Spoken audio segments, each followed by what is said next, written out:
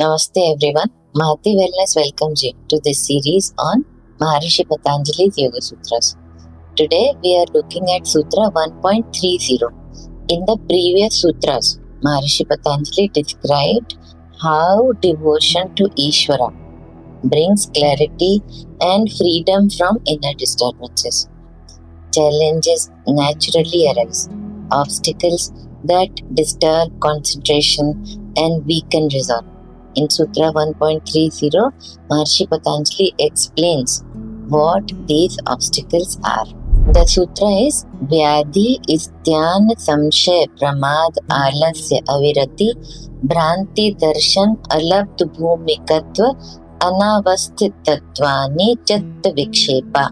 The meaning is the distractions that disturb the mind and become obstacles in yoga are disease, mental dullness, doubt, carelessness, laziness, sense indulgence, delusion, failure to progress, and instability. Maharishi Patanjali describes 9 inner obstacles that shake the steadiness of the mind. These are not external problems.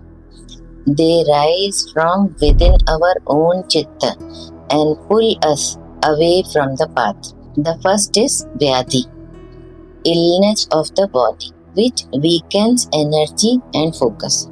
The second one is Sthana, mental heaviness, stagnation or resistance, lack of interest in practice. The third is Samshay, doubt about the practice, the path, or one's own ability. The fourth is Pramada, carelessness, knowing what is right but not doing it. The fifth is Alasya, laziness or lack of motivation. The sixth is Avirati, meaning craving or attachment to sensory pleasures, unable to turn inward. The seventh is Bhranti Darshan, meaning misunderstanding or false perception. The next one, eighth, is Alabd Bhumikatva. The meaning is inability to attain the next stage of practice. The last one, ninth, is Anavasthitatva. The meaning is inability to maintain the progress already made. Now, these 9 obstacles create Chitta Vikshepa, a scattered, unstable mind. Whenever any of these arise, our inner journey slows down or becomes confusing.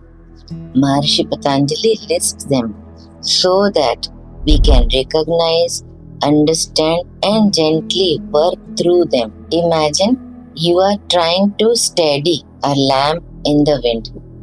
Sometimes the wind is strong, sometimes gentle, sometimes it suddenly changes direction.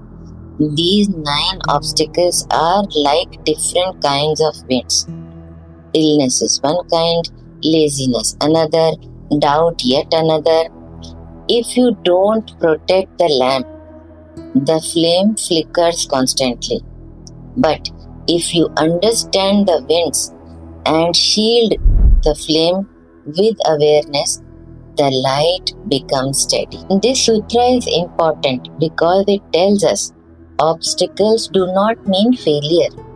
They are part of the journey.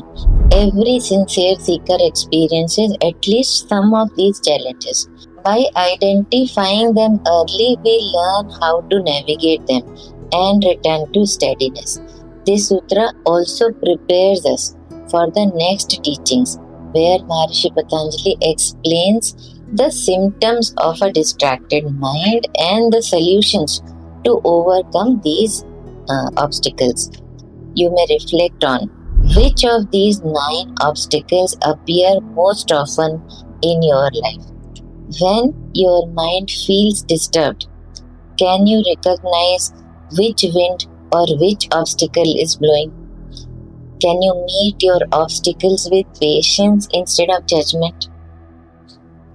So the essence of Sutra 1.30 is The mind encounters 9 inner obstacles, but awareness of them is the first step to overcoming them. So, this was about Sutra 1.30. I'll see you in the next episode with next Sutra. Namaste.